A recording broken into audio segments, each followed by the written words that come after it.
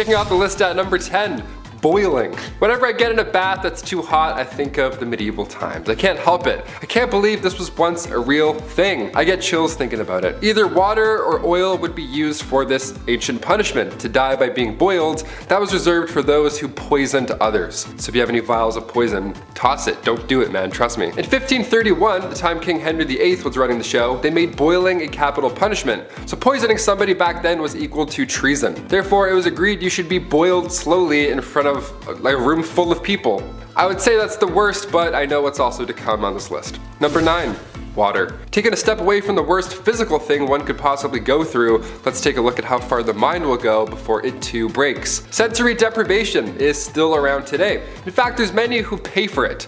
Yeah, they lie in a dark tub full of salt, and then they float and listen to Childish Gambino. It's a magical experience. Your senses are powerful, especially combined with water. So this dripping machine, this old water punishment, that was just all bad. You had ice cold water dripping on your forehead and your face over and over for hours and hours. Drops would be at different random times so you can predict it as well. My toes are wiggling while I'm talking about this. This is making me anxious right now. In medieval times, they would tie you down and then using a horn, a big ass funnel, they would pour 9 pints of water down your throat. So water is horrible in many ways. Number 8, fire. Can't talk about medieval punishments without mentioning this witchy classic. Commonly practiced in Babylonia and ancient Israel, then later on in Europe with the classic witch hunts, burning at the stake didn't come from churches, like many believe. They didn't call the shots there at all. That was mainly how small towns settled local beef. Yeah, by burning at the stake, instead of just like a fist fight at the park. Burning at the stake came in full swing way back in 1431 in France. French disbelievers like Joan of Arc, they were burned at the stake. It was crazy that they actually did this as a form of punishment. This is one of the worst medieval punishments, and believe me, there's a little bit of a silver lining here. It was quicker than most. Sometimes. Gunpowder was sometimes used so that the burning and stuff would be much faster and brighter and louder and much more horrible. A lot worse on paper, but a lot faster. So honestly, I think it's better. History is insane. Another red hot punishment used in medieval times was when the accused had to hold a red hot iron bar and then walk a few steps with it.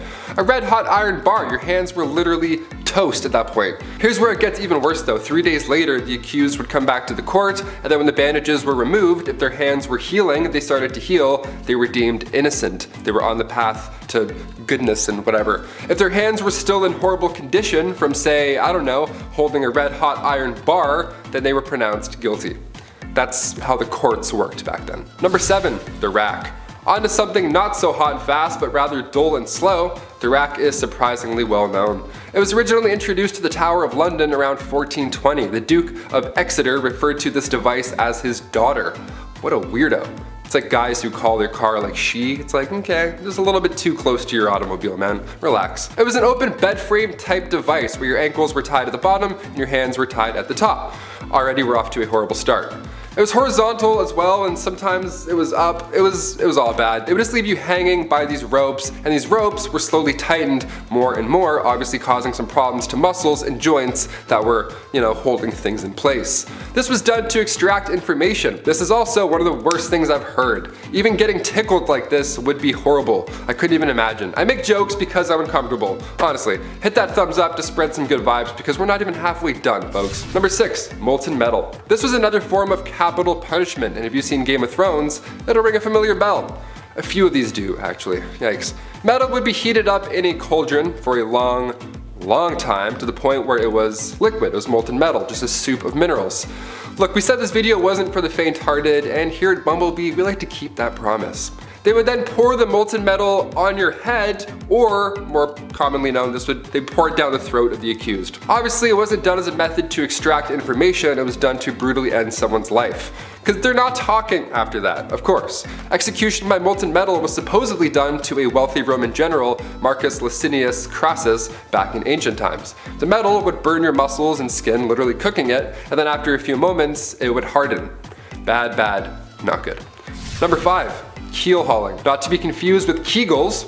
Keel hauling was reserved for the worst of the worst at sea. This was used by pirates for sailors who disobeyed orders and all that jazz. The victim would be suspended by a rope with rocks or weights around their ankles, then they're lowered to the keel of the ship where all the sharp barnacles live. After so long, these ships are so old, it's just piled on, layers and layers of barnacles. Then they would get dragged all along them with the water and everything. Water plus pain, it's a lot, it's a deadly combination.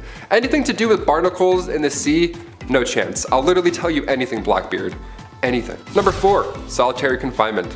This is a kind of punishment that still exists in our modern society, but it can truly be one of the worst punishments out there because of the type of psychological distress that it causes. We were all just in a pandemic for so long. We got so bored and we had Netflix and iPads and whatevers. I can't even imagine this back in the day. Basically, it's a prisoner living in a single cell with little to no contact with anybody else. Not even like a guard or anything rattling keys like in the old times. It was just nothing. No one would even check on them. There are many stories about people being locked up for so long they forget about their families, and some people have gone away to solitary confinement for so long that once they're out, they just forget how to speak, really. They forget how to be a human and interact in the real world. Solitary confinement and the negative effects that it has on a person is becoming a wider topic of conversation because of the effects on a person's mental well-being, and it's a topic for a lot of human rights organizations. Back in medieval times, solitary confinement was literally just a room made of stones. It was pitch black, freezing cold, you were tucked away below some janky castle, and most of the time you weren't really alone. In the dark, nibbling away at your little piggies were,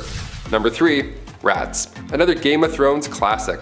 If you're a rat person, I know there's a lot of people who do tricks with their pet rat. That's cool, but maybe cover Stuart Little's eyes for this one. Rats as a medieval punishment, where do I even start? Okay, this one was a punishment for the rats at the same time. What was once called a rat trap involved a man or woman being tied down to something, and then a metal enclosure would be strapped down to their chest or their stomach. Now inside this metal enclosure, there's rats, which are also just loose walking around, and the person could feel them, the little feet walking around in their skin. And this is when the person instilling the punishment begins heating the other end of the metal enclosure. Historically, it was hot coals that were usually placed on top, or there's a fire underneath, which quickly creates a hot environment for the rats inside. From there, the rats begin frantically searching for a way out, but because it's made of metal and they can't bite through that, they find your skin, and then that they can obviously bite through. So you can paint the picture in your head. It's disgusting. Number 2, the breaking wheel. The breaking wheel is literally just a large disc, a pirate ship wheel almost, just lying there, where somebody is then tied to it and everybody else just hammers them and beats the shit out of them over and over. But of course, since we're talking about medieval times, everything has to be a show and whatnot, so once the accused was beaten and then presumed dead, the wheel would lift up and turn just to show everybody what's up. Another way to use the breaking wheel, yep, there was more than one, again, creative folks back then, they would tie a person to the wheel and then continue to rotate it, and then all the ropes below would get tighter and twist. Kind of like the rack, but with a literal twist. And finally coming in at number 1, the brazen bull. This one takes the rat's problem and then makes it a you problem. Out of all the ones on this list, the brazen bull is the last one that I would do straight up haunting. It's also been referred to as a Sicilian bull, and basically it's not too complex. There is a bronze sculpture, often in the shape of, you guessed it, a bull. But in medieval times, it was just a big closed cauldron, and usually it was large enough to fit a person inside. Yeah, this was in a Saw movie too, I believe. That's how you know it's a good one, when it's in the movie Saw. So once the person was locked inside or it was leaned over so they couldn't get out, a fire would then be set underneath this bull, and then you can probably figure out the rest in your head. From the grim echo of the executioner's tools to the searing pain of the branding iron, these Victorian-era punishments weren't just about keeping order, they were spectacles, lessons written in pain and humiliation. So, if you're ready for a journey that's guaranteed to send shivers down your spine and make you very thankful for the modern age, then let's step back in time and dive right in. Alrighty, let's dive into the grim yet fascinating world of Victorian-era hangings with a bit of a casual twist. Imagine a time when Netflix wasn't around and people needed some form of entertainment. Gruesome as it may sound, public hangings were kind of like the morbid blockbusters of the Victorian era. Now, hanging wasn't just a drop in the park, it was a go-to showstopper for very serious crimes. Think of it as the ultimate deterrent, a stark warning that crime doesn't pay, especially not in an era where stealing a loaf of bread could land you in a world of trouble. It went a little something like this. A town crier announces the upcoming execution. I would love to be a town crier. Oh my god. Those guys had all the tea. Just going and yelling at everybody. Oh, I really wanted to do a town crier impersonation, but I just can't yell in here. Chris's ears would explode. A town crier announces the upcoming execution. Flyers are posted and word spreads like wildfire. On the big day, people flock from far and wide, creating a carnival-like atmosphere. There are vendors selling snacks, folks jostling for the best view, and an air of anticipation that's hard to miss. The condemned, often paraded through the streets, would then face their final curtain on the gallows, a platform designed for the very purpose of ending lives. The executioner, sometimes hooded, would place the rope around the prisoner's neck, a process watched with bated breath by the crowd.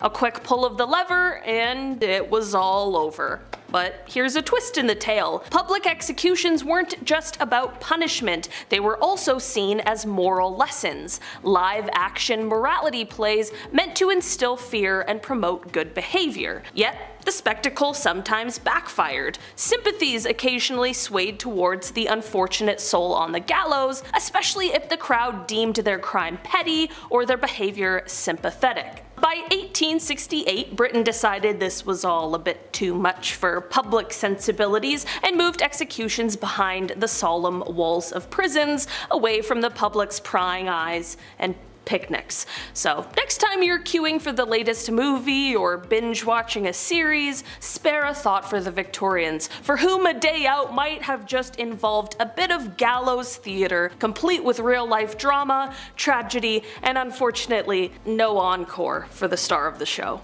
Ooh. Alright, next up on our list we have flogging. Spare the rod and spoil the child. If you've heard this phrase before, imagine it being taken to the extreme, as they often did in the Victorian era. Flogging wasn't just a quick slap on the wrist, it was a full-on event with the person typically tied up and given a set number of lashes that could leave scars for life. This punishment wasn't exclusive to hardened criminals. Oh no, even some of the more vulnerable members of our communities could get a taste of the whip for acting up. And soldiers or sailors might find themselves on the receiving end for stepping out of line. The idea was that a good thrashing could correct any number of moral or disciplinary issues. Sounds pretty harsh, right? Well, that was Victorian justice for you. Very much about making the punishment fit the crime, with a side of public humiliation to ensure you'd think twice before stepping out of line again. Next up on our list today we have the debtor's prison. Imagine a world where you've just run out of luck with your finances and bam, you're sent off to a debtor's prison, which is about as fun as it sounds. So, not fun at all. These places were grim. Think of the worst hotel you've ever seen, then remove any windows, heating, or good food. In debtor's prison, you were stuck until your debt was paid off, but here's where things get even more interesting. How in the world are you supposed to settle your debts when you're locked up and you can't work? It's kind of like trying to run a marathon with your legs tied together. Meanwhile, your family on the outside, yeah, forgot about them, they're just scrambling to get by without their main money earner, which often plunged them into their own financial crisis. Love that. It was just a vicious cycle that didn't do much for actually solving the problem of debt. Instead, it just added a hefty dose of misery and despair to the mix. It sounds like the Victorian era was actually just a lot of that. Misery and despair. So next time you're fretting about paying bills, just be thankful you're not doing it Victorian style, I guess. Or else I'd be in Rogers prison for my phone bill. Next up we have the scold's bridle. Back in the Victorian era, if a woman was labeled a bit too chatty or opinionated, heaven forbid she actually nag, she might find herself in the not so stylish accessory known as the scold's bridle. Imagine a heavy,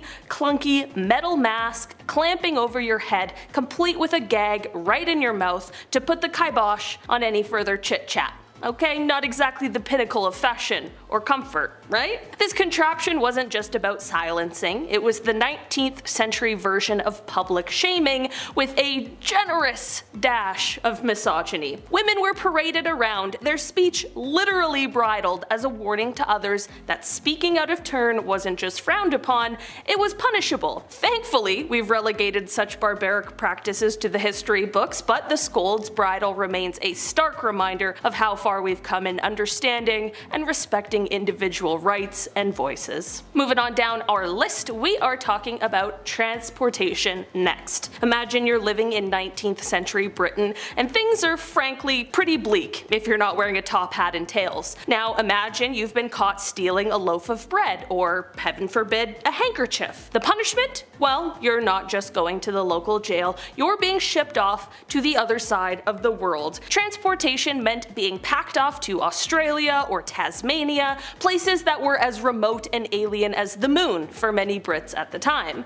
These were no pleasure cruises. The journey alone could take months on cramped, disease-ridden ships where survival was a coin toss. Once you arrived, if you were still kicking, congratulations! Your prize was hard labor in brutal conditions, often in chain gangs or remote outposts where the sun seemed to have a personal vendetta against you. And forget about a leisurely pint at the pub, you were there to work, building the infrastructure for new colonies, often in sweltering heat or other extreme conditions. Speaking of hard labor, the good old Victorian era where they took no pain, no gain to a whole new level, especially in prisons. So imagine you've been nabbed for stealing a loaf of bread, and yes, this is the only example I will be using like I'm Jean Valjean himself. So imagine you stole the bread and bam, you're sentenced to hard labor. And we're not talking about breaking a sweat at the gym, we're diving into the world of the treadmill and the crank machine. Victorian style gym equipment from your worst nightmare. Imagine being stuck on a never-ending stairmaster, the treadmill, not for your health, but as punishment, climbing to nowhere for hours. Then there's the crank machine, a mind-numbing device that had prisoners turn a crank a mind-blowing number of times just to complete their daily quota. And for what? Absolutely nothing. No purpose, no product, just pure fatigue and despair. It was the era's twisted way of teaching a lesson, breaking spirits under the guise of building character. So next time you moan about your gym routine, just remember it could have been a Victorian prison workout, alright? It's not so bad. You got this. Just a couple more flights of stairs. I don't know, I'm turning into David Goggins here.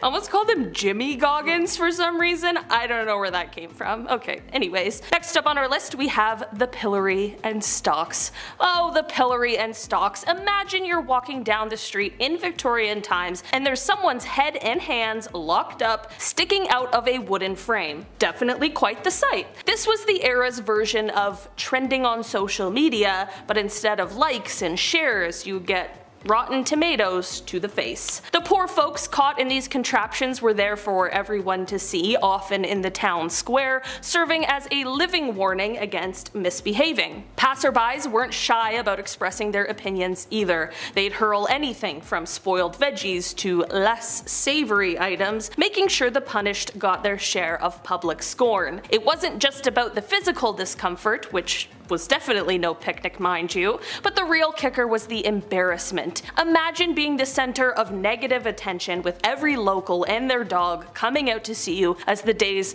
unfortunate spectacle. Definitely not the kind of fame anyone would want. Also, there was like 10 people alive at this time. Everyone knows your business now. How embarrassing. Next up, let's dive into the eerie world of solitary confinement, Victorian style. Perhaps an even more miserable twist on a punishment that still exists today. You're locked up all by yourself in a tiny, gloomy cell with nobody to chat with but the spiders weaving their webs in the corner. Definitely not as nice as Charlotte. This was the reality for prisoners in the separate system, notably at places like the Eastern State Penitentiary in the US and Pentonville Prison in the UK. The idea was kind of like a forced meditation retreat minus the zen and the tranquility. They thought making prisoners sit alone with their thoughts thoughts would lead to soul searching and moral reform. And this sounds very noble, of course, but in practice, it turned out to be more like a recipe for a mental breakdown. The isolation was so intense that many inmates ended up more losing their minds than reaching enlightenment. While it was all the rage back in the day, we now do know that too much alone time, especially in a dreary cell, can do more harm than good. Next up today, we are diving into the world of branding. It's the early Victorian era, a time when top hats were all the rage, and so, unfortunately, was branding people. Yes, you heard that right. Back in those days, if you were a soldier or a sailor who tried to ditch your duties or got caught doing something naughty, you might end up with a hot iron pressed against your skin. Ouch! Now, this wasn't your subtle, hide it under your shirt kind of mark. We're talking about a blazing hot iron stamping a symbol on your face, your hand, or anywhere that it would be visible. The idea was to not just punish, but to label you as a wrongdoer for everyone to see. It was kind of like walking around with a "I made a big oopsie" sign etched on your skin. This brutal calling card did more than just sting and leave a scar. It messed up how people saw you, and it slashed your chances of getting decent work. In a world without second chances, this was a harsh way to learn a lesson. So next time you think about skipping out on your duties, remember that in history, that might have ended up with you quite literally being branded for life. And finally on our list today we have public whipping. I've definitely learned that during the Victorian era they liked all the craziest things to be a public spectacle. So imagine you're walking through a Victorian era town square and suddenly there's a crowd gathering. Something's going down and it's not the local fair. It's a public whipping. So some poor soul, shirt ripped off, is tied to a post right in the center of the action. The whip cracks, and it's not just the sound that sends shivers down your spine, it's the whole thing. People are watching, some with horror, others with a kind of grim satisfaction, as each lash marks the offender's back. The idea? It's not just about the pain, which is definitely plenty, but it's also about the embarrassment of being the day's main entertainment. Getting whipped in front of your neighbors, or worse, your family, is like adding a massive scoop of shame to your pain Sunday. Victorian society was big on moral lessons, and public whipping was like a live-action cautionary tale, saying break the rules and this could be you. Kinda puts a whole new spin on the idea of a public spectacle, doesn't it? From the oppressive silence of the silent system to the cruel confines of the gibbet, each punishment we're about to explore paints a vivid picture of a time when justice was as severe as it was merciless. So dim the lights, hold on to your seats, and let's uncover the macabre methods of control and correction that will leave you grateful to be living in the modern world. Are you ready for the historical horror show? Starting off today, we are diving into the world of mental asylums. Mental asylums during the Victorian era are definitely not your modern day rehab center. These places were like the catch-all bucket for anyone society didn't quite know how to handle. Not just for those grappling with mental illness, but also for people who just didn't fit the very tight Victorian mold. Got a rebellious streak or just too loud for your neighbor's liking? You might just find yourself locked up in one of these gloomy asylums. And let me tell you, the conditions were nothing short of nightmarish. We're talking about overcrowding, minimal if any real mental health treatment, and methods of confinement that could make even the sanest person question their sanity. It was less about healing and more about hiding away the problematic ones out of society's sight. Imagine being treated more like a prisoner in a dungeon than a patient in a hospital. That was the harsh reality of Victorian mental asylums. Next up on our list today, we have peine forte et dure. Imagine being accused of a crime in the not so good old days, and there you are, stubbornly refusing to plead guilty or not guilty because you know the system is rigged. Enter the nightmare fuel of the medieval world. This gruesome punishment method was something straight out of a horror flick. The accused would be laid flat and a board would be placed on top of their chest. Then stones, cold, Heavy stones are piled onto the board one by one. The weight increases, the breathing gets harder, and why endure such torture? It's all because of a loophole. By not pleading guilty or not guilty, the accused could avoid a formal trial, which meant even if they died under the weight, their family could still inherit their stuff. It was a brutal, desperate gamble. Though officially scrapped just before the Victorian era kicked in, the sheer horror of this punishment lingered in the public memory, kind of like the ghost of punishments past whispering, "Be glad you live in the now." Next up, we are journeying over to the gibbet. The gibbet, or gibbeting, was like a horror movie of old school punishments. So picture this. After the execution took place, the criminal wasn't just buried and forgotten about. Nope, that would just be too easy, I guess. Their body instead was sometimes locked up in an iron cage and hung from a tall frame called a gibbet, kind of like a creepy bird cage, but for humans. This wasn't tucked away in some dark corner either. It was of course out in the open where everyone could see it. The body was left to hang there, decomposing in the open air come rain or shine. Why the public display? Well, it was all about scare tactics. The sight of a swinging, decaying corpse was supposed to frighten anyone from thinking about breaking the law. Fair enough. It was a very stark, gruesome reminder plastered right in the town square. Break the law and you could be the next ghastly attraction. Yikes. Talk about a deterrent. I don't think I'd commit any crime after that, actually. It's crazy. Even just like Scared Straight or whatever that show is, like that was enough for me.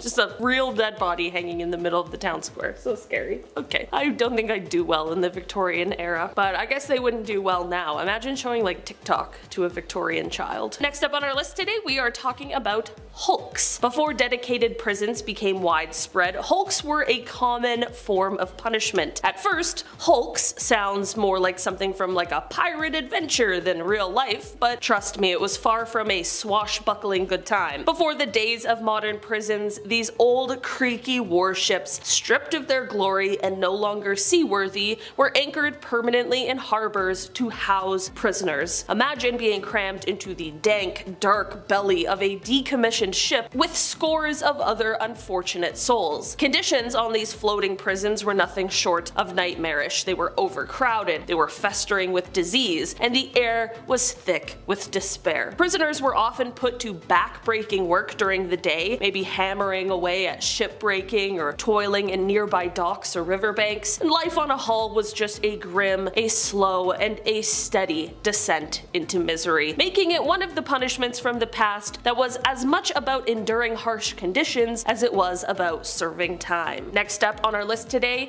we have shame. Public humiliation was a go-to tactic in the punishment playbook during the Victorian era, and honestly even before that. Imagine being caught for a petty theft or a public nuisance, and instead of just serving time or getting a ticket, you're slapped with a giant sign spelling out your crime, and then you are paraded around town. Or perhaps you'll find yourself locked in the stocks, stuck in one uncomfortable position in the town square. Here, everyone from cheeky kids to stern old-timers could get a good look at you, and they didn't just stare.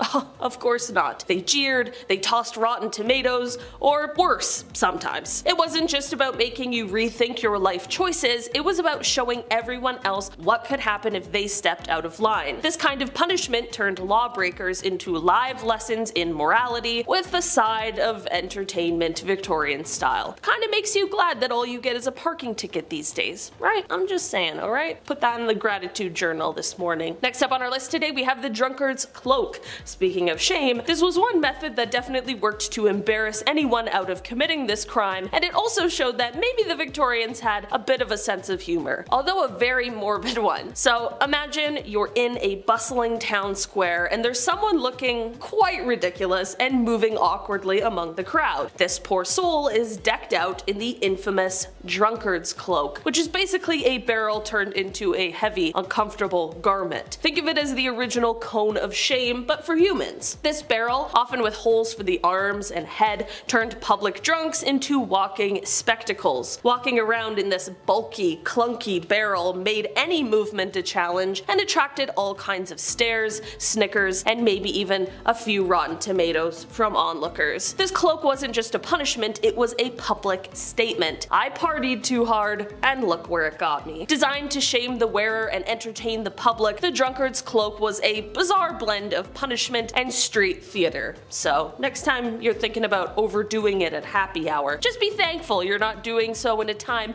when the hangover could involve navigating the local market in a barrel. That would be horrible. Next up on our list, we have the silent system. Imagine stepping into a Victorian era prison and hearing absolutely nothing. That would be so creepy, right? And that is the silent system for you. Introduced as a shiny new way to keep prisoners from corrupting each other with their criminal chatter, this system took solitary confinement up a notch. Inmates were not only isolated, but were also required to remain completely silent. The idea was that the silence would help them reflect on their crimes and reform. Sounds noble in theory maybe, but in practice it was a lot more like psychological torture. The utter lack of conversation, the inability to express any thoughts or feelings often drove prisoners to the brink of madness. This eerie quiet was intended to cleanse their moral palate, but instead it often led to severe mental breakdowns. Talk about a punishment that leaves you speechless, literally and figuratively. Next up, we are talking about the body. So imagine being punished for a brutal crime only to have your punishment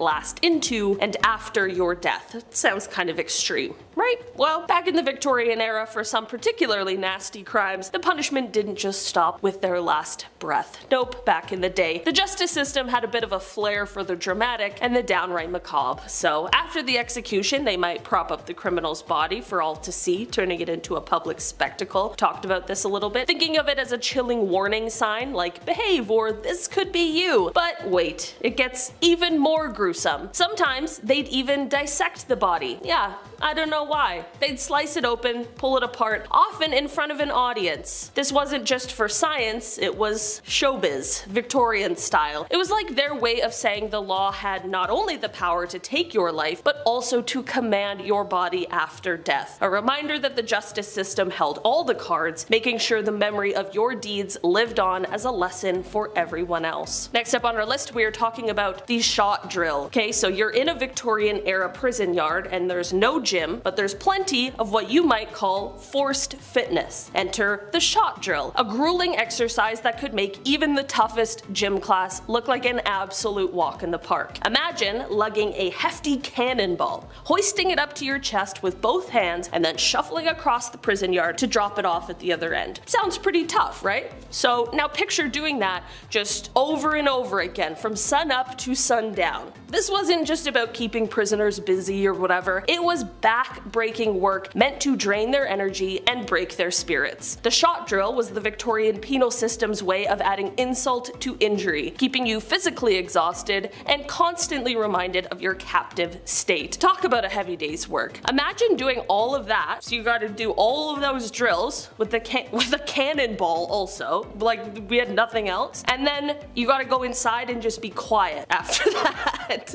You just can't talk at all. That would just suck. Okay, I don't know, man. I really don't think I would have done well in the Victorian era. Okay, and finally on our list today we have oakum picking. So imagine, again, you're a prisoner in the Victorian era, sentenced to oakum picking. Sounds like something kind of out of a craft fair, but way better than that shot drill sentence. Well, maybe not quite. Imagine sitting there day after day, tearing apart old, tar-soaked ropes that used to hold ships together. Your task is to pull these gritty, sticky ropes apart until all that's left are the fibers, which then get reused to plug up leaks in ships, or stuff the very mattress you might be sleeping on, if you can call it sleeping. This isn't just tough on the mind, it is brutal on the hands. As you separate these fibers, your hands start to cramp, ache, and even bleed, thanks to the relentless, jagged edges of the rope. And just when you think you can't take another minute, you realize that your shift is not even close to being over. Oakum picking isn't just a job, it's a test of endurance, turning each day into a gritty battle against ropes that seem as tough as the life you are trying to survive. From the eerie silence of the stocks to the grim realities of public whipping, each Victorian era punishment reveals a story that's bound to captivate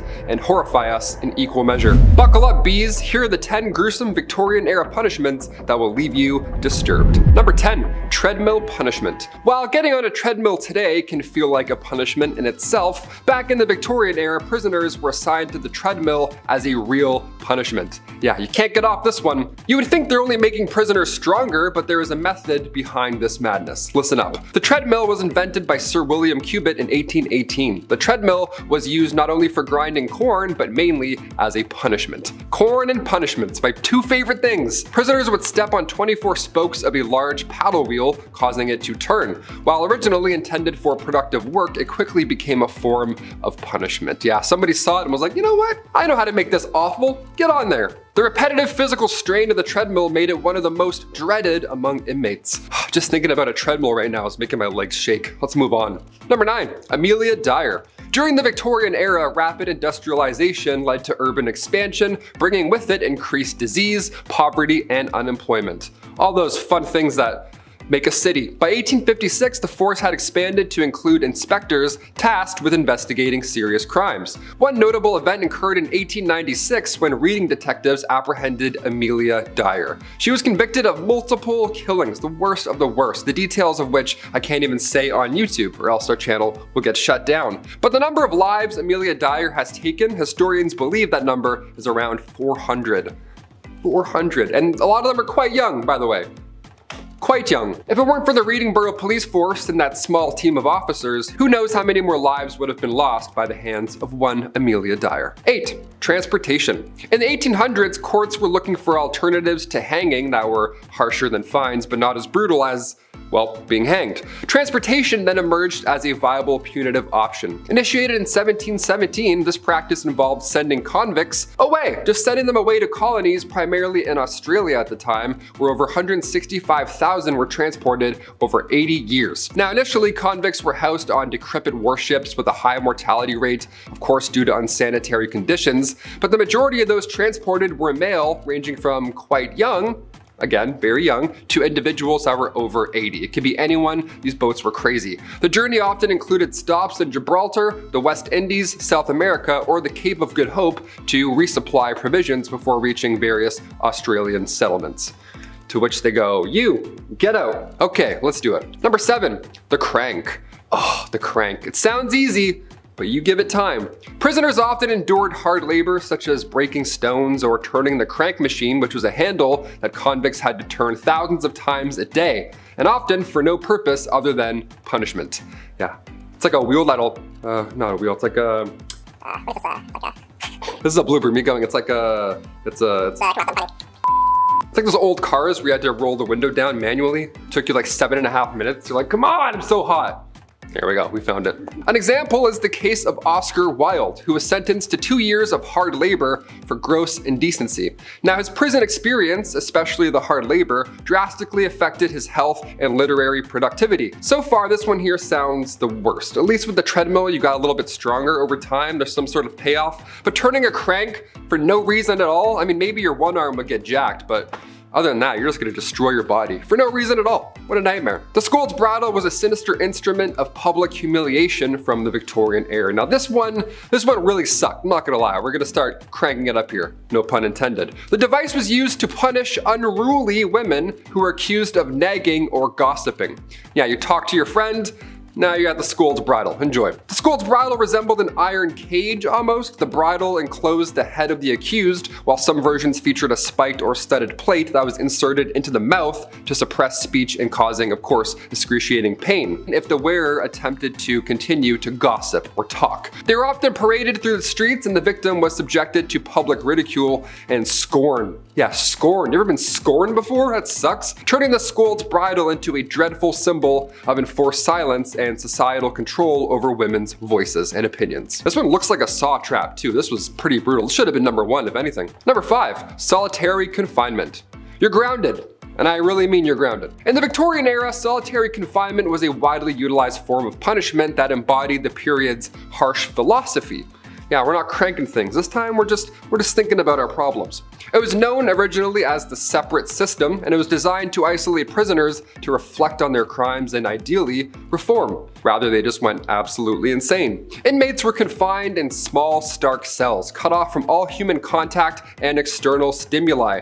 No sunlight, no hope, nothing. The silence and isolation were intended to prevent the corruption associated with the prisoner interaction, and of course encourage penitence, right? You wanna behave, of course. However, this extreme isolation often led to severe psychological effects, if anything, including mental breakdowns. I'd have a breakdown on day 2, are you kidding me? I thought getting grounded as a kid was bad, but at least then I could see the sun, so not half bad considering what it used to be. Number 4, branding. Now we're cooking. Branding was a brutal form of punishment often reserved for criminals convicted of the gravest offenses. I mean, obviously, you're getting your ass out. I would assume it's pretty bad. This punitive practice involved searing the skin of the convicted individual with a hot iron, typically marking them with a letter symbolizing their crime. So for instance, T for thief or M for murder. Performed publicly or within prison walls, branding was not only excruciatingly painful, but also served as a lifelong stigma because, well, that's not going anywhere. That's going to be there for life. It would permanently mark individuals as criminals and ostracize them from society. By the mid-19th century, this barbaric practice was thankfully phased out. Imagine if Victorians could see the movie Jackass 2. I wonder what they'd think of Bam Margera getting paid to be branded. Oh, how the times have changed, my God.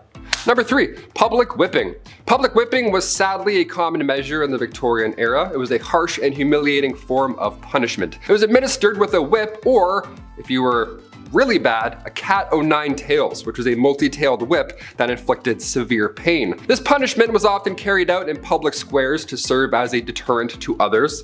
Ideally, you'd look at them and go, wow, that's horrible. I'm never gonna steal bread. Let's go home. And then Bob's your uncle. The convicted person was typically tied to a whipping post, stripped to the waist, and then lashed a specific number of times depending on the severity of said crime. The physical scars were complemented by the stigma of having been punished in full view of the community. Over time, as societal attitudes towards corporal punishment shifted, thankfully public whipping was increasingly seen as barbaric and was largely abolished by the end of the 19th century. Number 2, the pillory and stocks. The pillory and stocks were prominent tools of public humiliation and shame. The pillory involved securing a person's head and hands in a wooden frame. You've probably seen this in any medieval times or whatever. They were usually elevated while stocks immobilized the offender's feet and sometimes their hand at ground level. Quite uncomfortable. Positioned in public squares, obviously, these devices exposed individuals to the ridicule and abuse of passerbyers who often hurled rotten food, mud, and verbal insults at you while you were just stuck there watching the whole thing. POV. Utilized for crimes such as petty theft, slander, and disorderly conduct, these punishments aimed not to only deter the offender, but also serve as a stark warning to the community, as they're hucking mud pies at you, I guess. This one would suck. Everyone waits until your hands are locked up, and now they want to tell you how they feel. What a horrible time. I'd keep track of who's doing it and be like, okay, I'm coming back for you, sir. Number 1, hanging. During the Victorian era, hanging was the ultimate form of capital punishment, reserved for the most serious offenses such as treason and burglary, or of course, just killing another person. That'll probably do it. The execution was a public spectacle intended to deter criminal behavior within the community. Now, typically conducted at public gallows, the condemned person was dropped from a platform to ideally break the neck swiftly, though sometimes death by strangulation occurred, prolonging the suffering.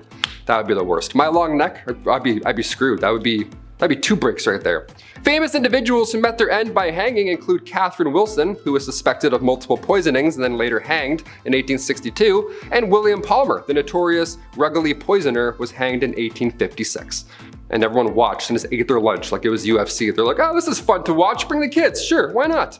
If you were locked in a cold, dark dungeon, how many days do you think you would survive? Well, what if your mouth was also clamped shut the entire time?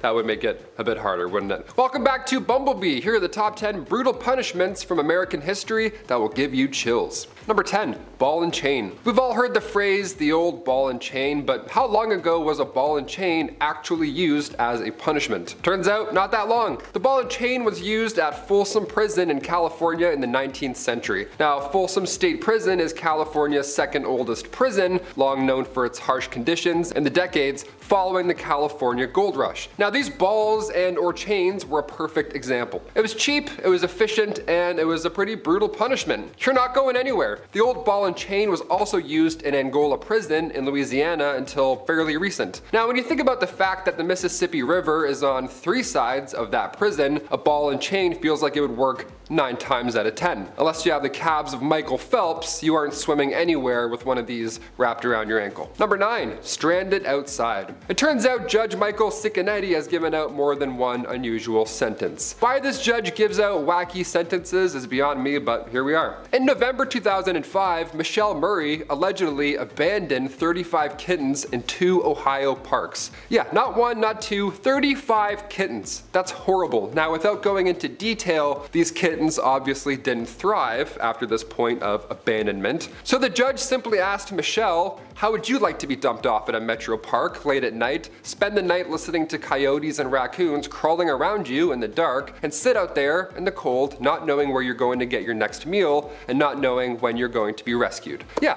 pretty heavy question for a judge to ask you, pretty loaded. So Judge Cicconetti brought the smoke. He told her that she has the choice of jail time, donating to the Humane Society, or spending 1 night alone in the woods. She chose the latter. She spent the night in the woods like she was camping. That sounds pretty terrifying, but it also sounds like she got off far too easy for what she did. She let 35 kittens go in the wild and she got to go camping?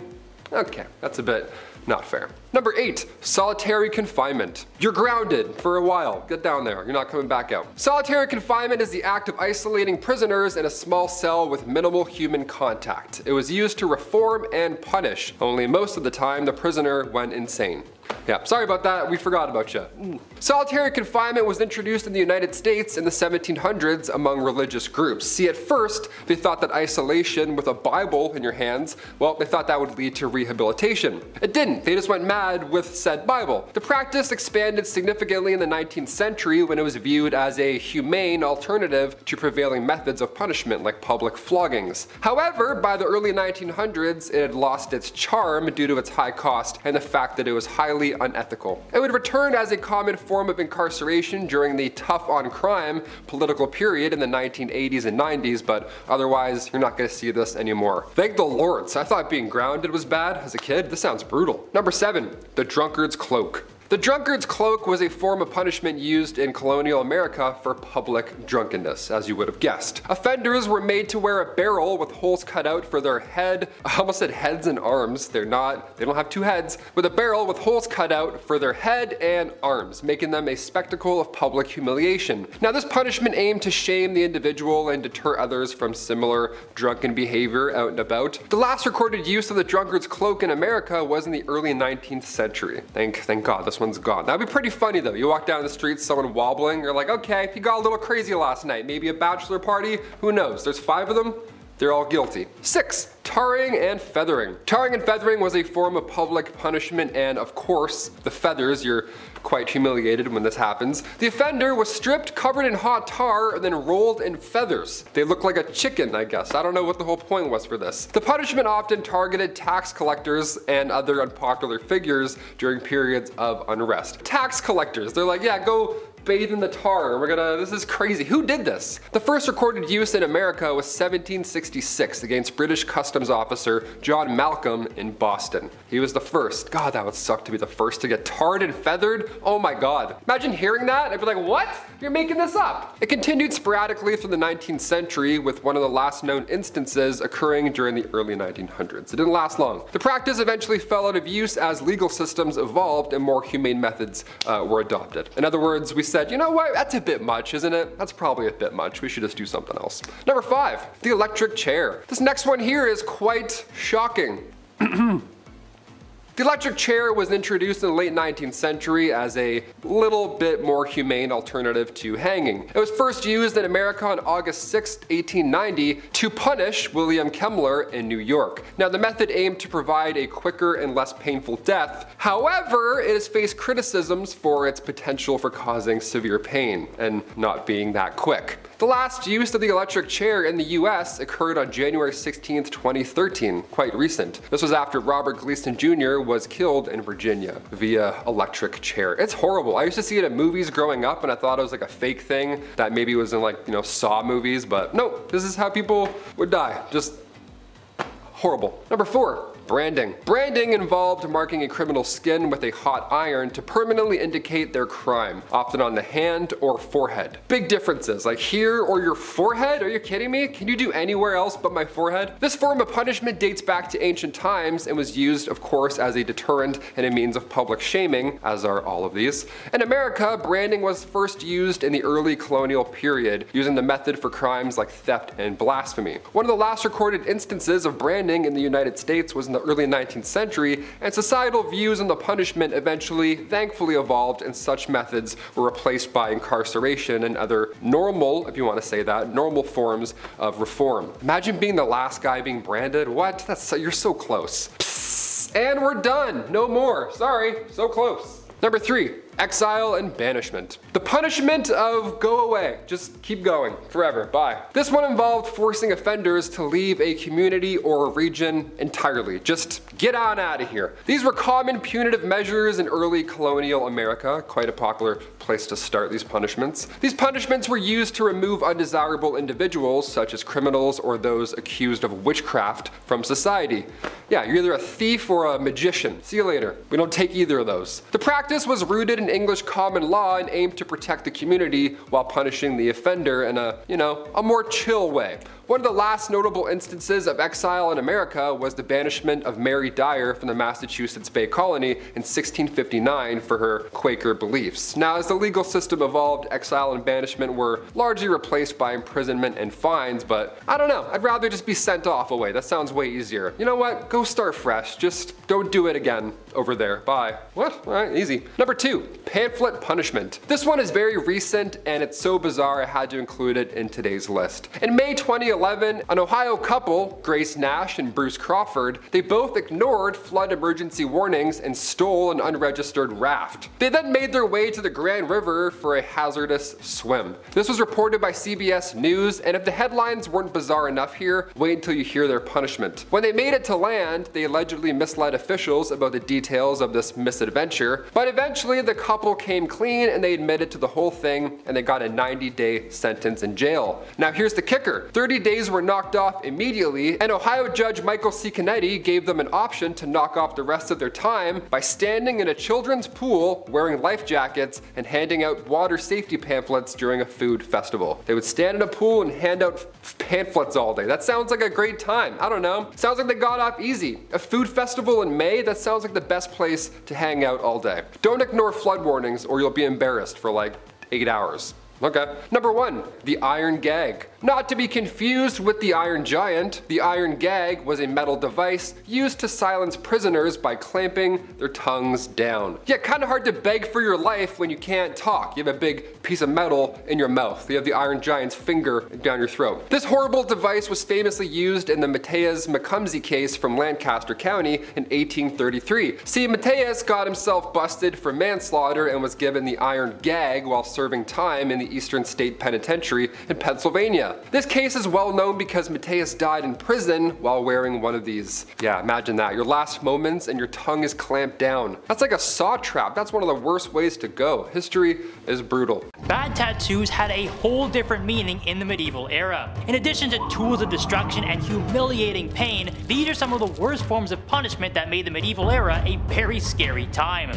First up, we have branding. This is now associated with cows in modern time, but it was a common form of punishment in the medieval ages. Anyone who committed less severe crimes such as robbery or adultery could face a multitude of different punishments. One particular fate that was both painful and terribly humiliating was the branding stick. This is pretty much exactly what you would picture and is more than enough to keep people away from committing crimes. Authorities would heat the branding stick to extremely hot temperatures and would place a very painful imprint on the criminal's body. Sometimes it would be on a limb that could be covered up, but repeat offenders would often have the branding placed on their neck or forehead. The branding image would often be the local municipality's symbol, but it could also have something to do with the crime that was committed in the first place. Now, having a boiling hot stick placed on your face is beyond painful, but also leave you with a permanent scar to remind you of the terrible choices you made that led to your arrest. Next on our list is tongue modification. Another double dose of pain and humiliation. Now, branding might have left a nasty scar on a person's body, but tongue modification would add another element to a person's terrible humiliation. This was used for various types of crimes and was basically an everlasting punishment that would only get worse throughout a person's life. In the medieval ages, authorities would sometimes take off a piece of a person's tongue if they felt they didn't deserve the right to talk anymore. Now, for starters, this would obviously be incredibly painful. In addition to that though, we all need a tongue in our day-to-day lives. Missing a piece of it will seriously hinder a person's ability to speak coherently and will also affect their sense of taste. Other civilians who noticed a person missing a sizable piece of their tongue would also know that they were a convicted felon who must have committed a terrible crime. It seems like medieval authorities really enjoyed dishing out pain, but they also loved handing out never-ending humiliation. Up next is the Stone of Shame.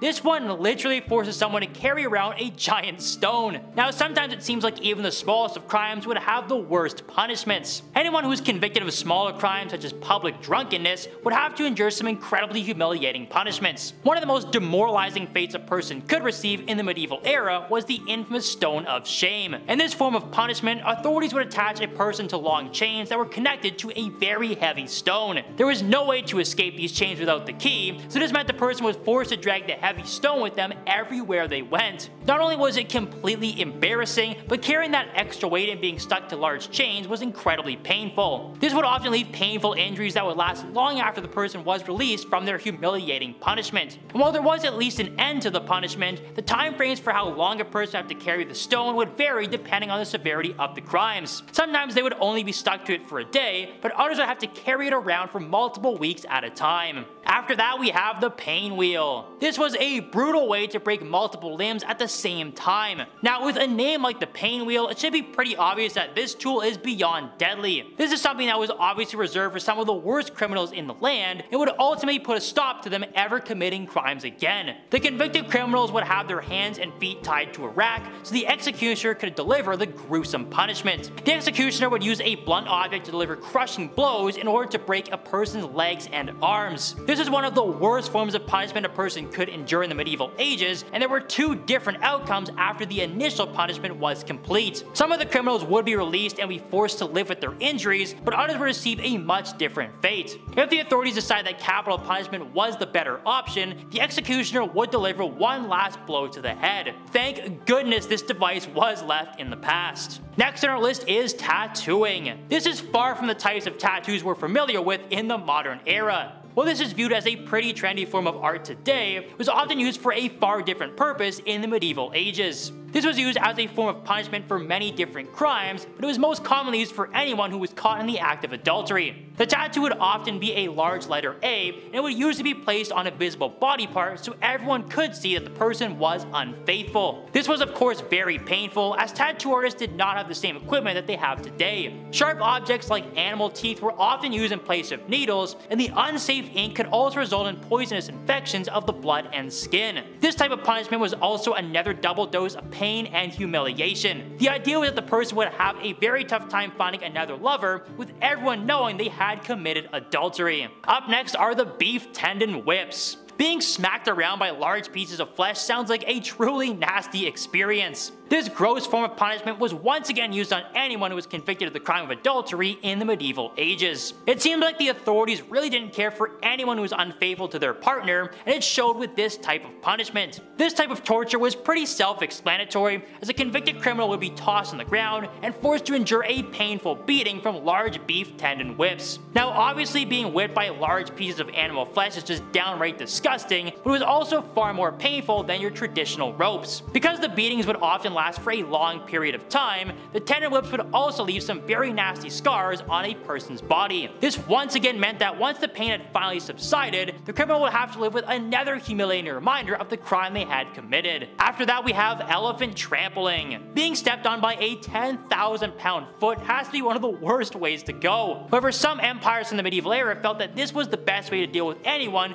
who had been handed the the fate of capital punishment. Authorities would tie a criminal down to the ground and would unleash the biggest animal they could find to come and do their dirty work. In many regions, the elephant was the common animal that would receive the task of being the executioner. Their role was pretty simple and consisted of stepping on the criminal with all of their might. The authorities would guide the elephant towards the criminal and would also sometimes use food to lure the elephant onto the criminal's body. If that wasn't bad enough already, past governments would also sometimes allow people to watch the trampling. The criminal would be placed in the middle of an arena that was full of people who wanted to see the elephant carry out its role as the executioner. This was another case of humiliation, and sadly for the criminal, it would be their very last memory. Next up is falling. Being pushed off a cliff is just horrible for so many reasons. Yes, many authorities and local governments did not want to spend a dime on traditional torture devices or expensive humiliation methods and just wanted a criminal to be gone forever. This meant that anyone who committed some very serious crimes would sometimes be thrown off of a cliff as a cost-effective measure. This was a very tragic and gruesome method that ultimately meant that the person had received a capital punishment sentencing. On top of the fact that the criminal would be thinking about their mistakes as they flew through the air, they also had to realize that absolutely nobody liked them. The fact that the other citizens did not want any of their tax money being spent on the criminal and just wanted them gone forever must have been a terrible realization. The possibility of receiving this kind of a humiliating fate should have been a real wake-up call for some of the worst criminals. Up next we have coffins. It turns out that coffins had many different uses in the medieval era. We all know the main purpose of coffins nowadays, but they were sometimes used as a form of punishment in the medieval era. With this type of punishment, a person would be locked in the coffin and placed on public display for a predetermined period of time that was based on the severity of their crimes. While some were locked in the coffin for a day for smaller crimes such as pickpocketing, others who had been charged with more serious crimes would sometimes be left inside until they stopped breathing. The fact that the coffins were on public display also meant that the person would be humiliated and shamed by their fellow citizens. Anyone who passed by the coffin could also hear the criminal struggling inside as they had no way of escaping. The only thing a person could do while they were placed inside the coffin was pray the authorities would eventually open it up and release them. And last but not least is the brazen bull. This punishment would see a person stuffed into a metal bull that was heated to extreme temperatures. This terrifying method actually originated in ancient Greece, but was later adopted by future governments as a nasty form of capital punishment. This instrument of pain was essentially a bronze capsule that was big enough to fit multiple full-grown adults and was sealed from the outside. Once the criminals were locked in, a fire would be lit under the bronze bowl, and you could pretty much guess what happened after spending some time inside the bowl. The extreme temperatures were just too much for a person to handle and will result in a very painful ending for the convicted criminals. This was obviously reserved for some of the worst criminals in the land, but it was still one of the deadliest forms of punishment the world has ever seen. While this gruesome form of capital punishment was not used for very long, it still served as a dark warning to anyone who's considering committing a terrible crime. Some punishments in history were just too awful to be taught in school, and today we're here to peel back some of the monstrosities that used to exist. We've got lots of ways to die, ranging from death by molten metal to an eye for an eye and more, so prepare to be horrified. In ancient Israel, Mosaic law defined 36 crimes as punishable by death. Those guilty of interfamily coitus and adultery with the married daughter of a member of the priesthood were executed by burning, but not by being burnt from the outside. So how would this happen? So the guilty individual would go the way of a rope necklace by two witnesses integral to the case. It was a soft rope, as it was considered humane not to cause additional suffering with coarse material. So when the action caused the condemned to gasp for air, molten lead was then poured down their throat. Apparently this was actually the preferred means of death by molten metal. Marcus Licinius Crassus, an astoundingly wealthy Roman general, is rumored to have died this way, as was Roman Emperor Valerian the Elder. Spanish conquistadors used this technique, and so did a lot of groups in South America, as one corrupt gold-loving Spanish governor found out in 1599. At the end of the day, having lead or gold poured down your throat is a pretty sure way to die. Might rupture your organs, burn your lungs, you can't breathe. Ultimately though, it's actually the steam that pulls the plug. Li Si was a leading figure of early imperial China. A writer, politician, and philosopher, he eventually got on the wrong side of powerful political aide Zhao Gao, who had him taken out according to the ancient 5 pains. What happened? Well, first they chopped off the nose, then the foot, then the hand, then he was emasculated, then finally chopped in half at the waist. Gao also had Li Si's entire extended family killed, to the 3rd degree, in line with the ancient Chinese practice of collective prosecution. Back on the waist chop though for a moment. So this involved an executioner using a very large, sharp instrument to slice the wretched prisoner in two at the waist, which, by the way, that would miss the vital organs and cause a very slow, very painful death. This sort of punishment first appeared during the Zhou dynasty. Sometimes the chopping was not limited to one slice. Yeah, this was reserved for only the most serious criminals, or most hated people. The first Ming Dynasty Emperor, Zhu Yaozhang, sentenced a poet, Gao Qi, to be sliced into 8 parts for his politically satirical writing. During a different dynasty, an official was found guilty of embezzlement, and that's how he went. Now, despite being subjected to the chop, that official managed to miraculously remain alive long enough to use his redness to write the Chinese character meaning horrific or brutal 7 times before succumbing to his injuries. So because I mentioned earlier, this missed all your vital organs, a lot of victims would have their pain and suffering prolonged. And this chop wasn't formally abolished until the 18th century. In modern Chinese language, it has actually evolved to become a metaphor for the cancellation of an ongoing project, especially that of television programs. So it's like, oh yeah, Lost got cancelled. Whoop, wait, what a waste job. I think I got that right. In the time of the First Babylonian Empire in modern-day Iraq, the emphasis was on balance. The principle of talio, which was the law of retaliation, was central. So if you knocked somebody's teeth out, your teeth would be knocked out. Perjurers would lose their tongues, and if you committed a crime that involved genitals, you'd be castrated. Now, this didn't apply equally to everybody though. So if you were a free man harming or even killing a slave, normally you'd just get fined. This style of punishment extended to the death penalty as well though. So let's say you were caught looting a house fire. Well, that's the end of the line for you. Also, you'd be thrown into the building burning. And then you'd be thrown into the burning building as well if you got caught burgling a house. Yep, rope necklace time, right at the spot that you had burgled. Negligence could also be punishable by death. So let's say if you built a house and it collapsed and it killed somebody, end of the line for you. And the inequality of slaves during this time was also kind of an obvious thing.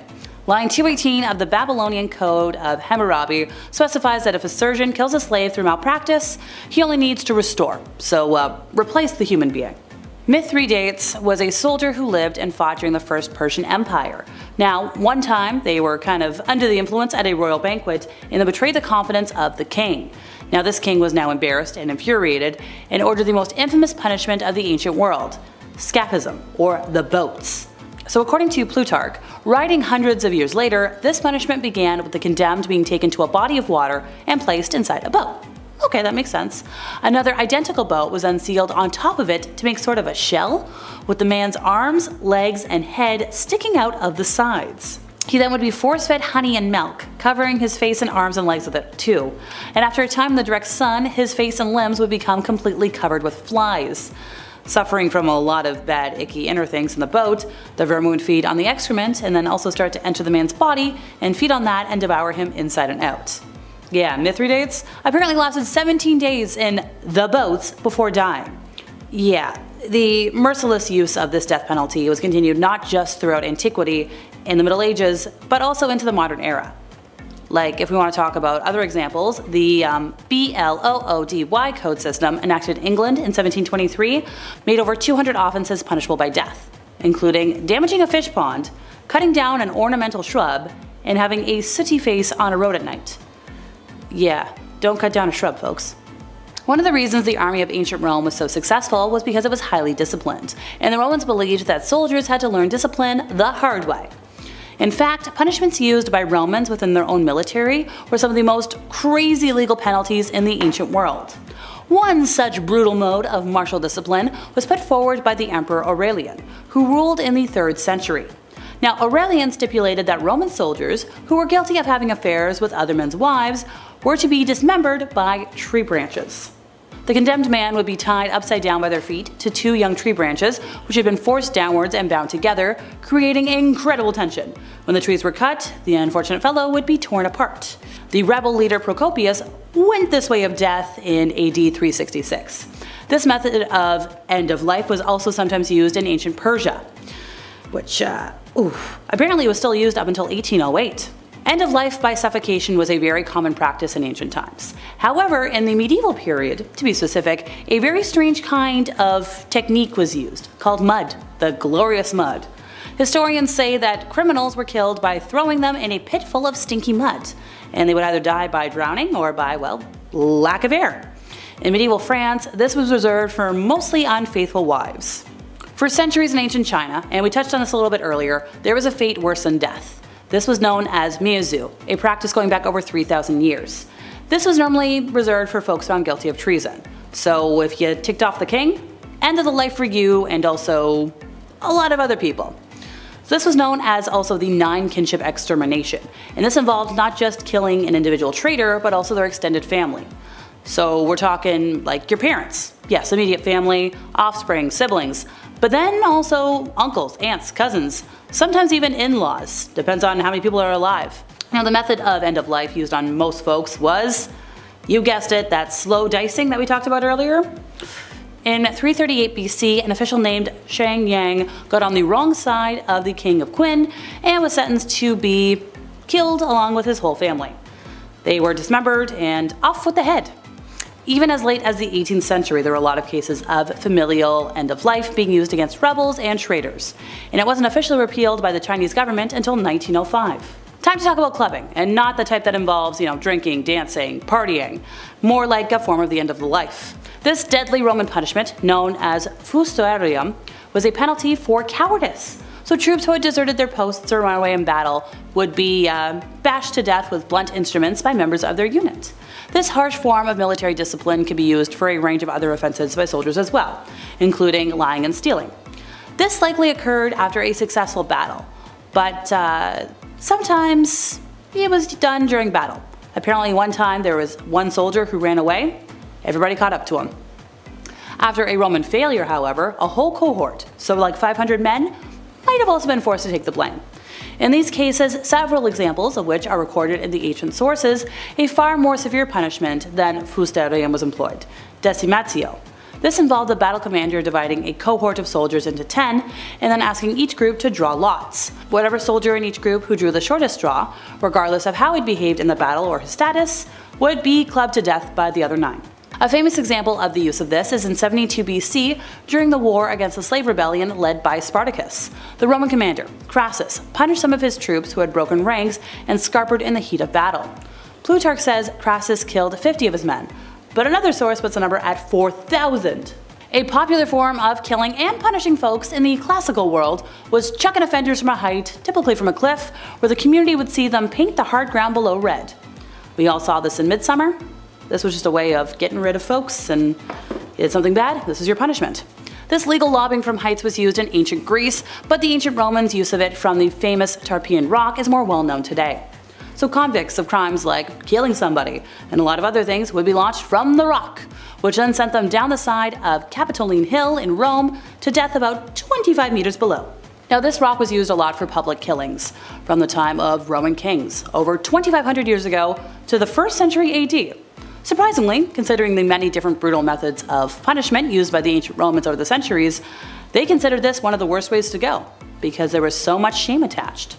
In an ancient city, some authorities used throwing from a height as a form of death, but not before the convict had endured 20 days of a peculiar type of public torment.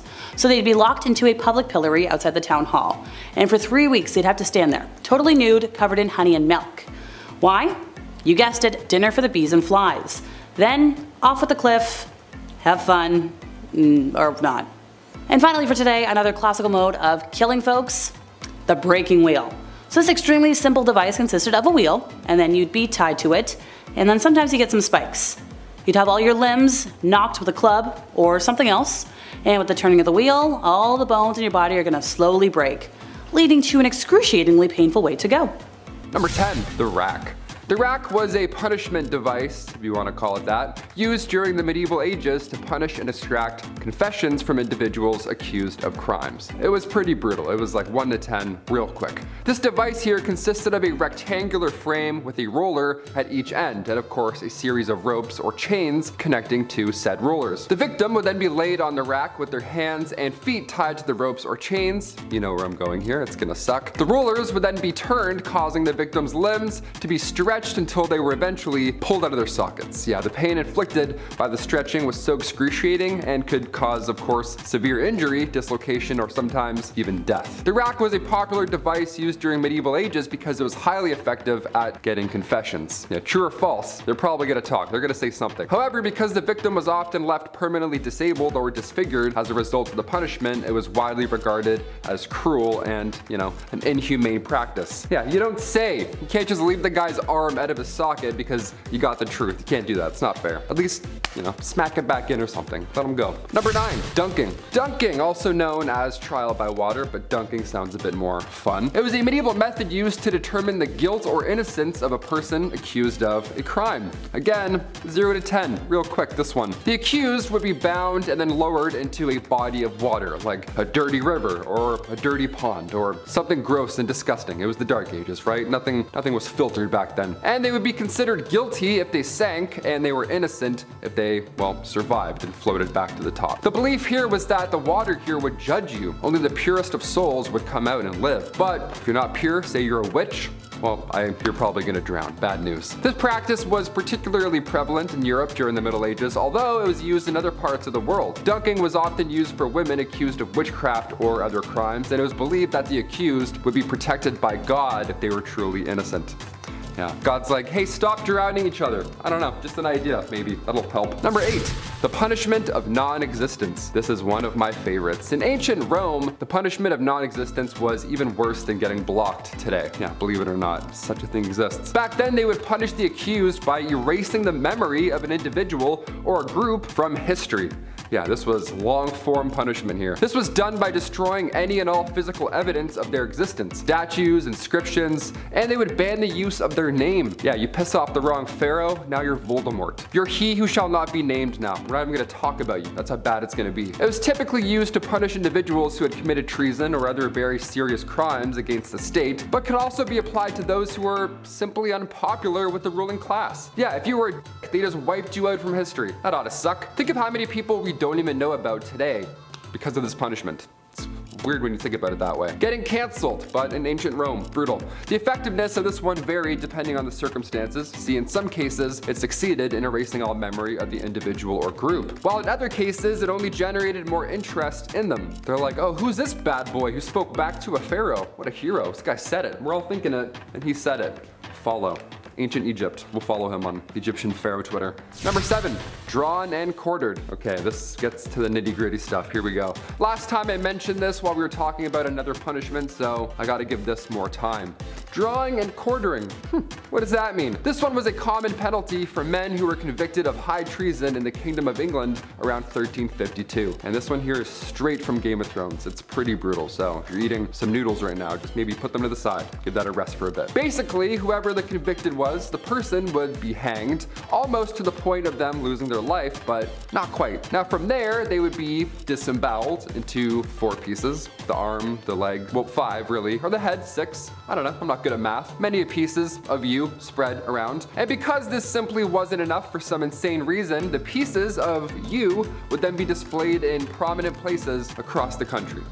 Yeah, you see a torso and be like, oh, what's the story here? I wonder what he did. Must have been pretty bad. Number 6, no insults. This one's great for YouTube today. No insults. Keep the comment section clean, except the mustache. You can make fun of this. Go to town on this. Honestly, I deserve it. If you hurled insults at somebody, they were entitled to compensation, and they could summon everybody else around you at the time to be a witness. Yeah, medieval ages. They have nothing but word of mouth, so you gotta trust them. If you spoke bad of somebody during the Viking Age, even if the person wasn't around at the time, you were just, you know, talking smack smack behind their Viking back, it could ruin their reputation, and because of that, you need to pay them for the possible damages that those words caused. It doesn't even matter if the insult was true either. Your reputation was really the only way you could gain employment back there, only way you could meet friends. It was really the only important thing not to be messed with at the time. Also, if you insulted one man, insulted his entire family as well. And there were some words, however, where a man would be allowed to kill you if you said it to them. So yeah, sometimes you went a little too far spreading these lies, so they made it a capital punishment. Thou shalt not talk shittish.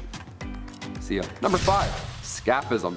Okay, halfway through, we're gonna crank it up a little bit. You wanted it? Here you go. It was first used in ancient Persia. Now the victim here would be stripped naked and they would be placed inside of 2 hollowed out tree trunks, or sometimes in between 2 boats. They also called it boating in some references. Horrible. But only their heads and their hands and feet were exposed, and you were literally stuck into this tree, and if that wasn't uncomfortable already in the hot sun, you would then be force-fed milk and honey until you were extremely ill, to say, you know, the least of things.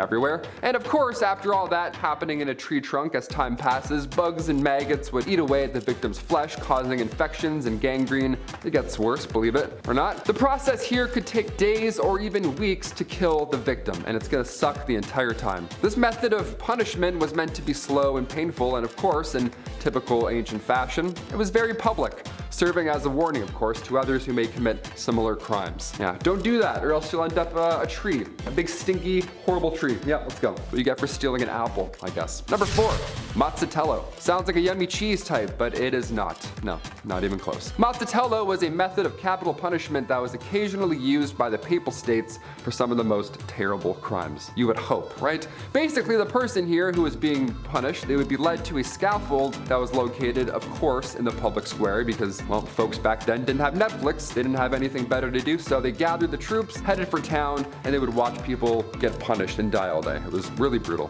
Can't even watch myself get a needle and people are going to watch this shit. It's crazy. At this point, the accused would be accompanied by a priest, and on the scaffold would lie a coffin and a masked, scary executioner who was dressed in all black. A grim sight, really. Something you don't want to see walking up those steps at any day. A prayer would then be said for the soul of the condemned, which was ironic considering what they were about to do to another human being, because the executioner at that point would swing a mallet down on the head of the prisoner, and sometimes, hopefully, this one blow would be enough to take their life, but sometimes it would merely render them unconscious, which would then lead to their throat being cut, again, all in front of a public crowd. Yeah. Next video we'll do nice castles or something. Top 10 cool medieval movies. Something less grim maybe for a change. Thanks. Number 3, the choke pear. Also known as the pear of anguish. Both names are pretty horrible. This one here was a medieval punishment device used to humiliate victims. If you want to say that, it's not funny at all. It's actually terrifying. The device was inserted into the victim's mouth or sometimes other places. Use your imagination. It's pretty bad. And then this thing was slowly expanded using a screw-like mechanism until it reached full size. It would just go in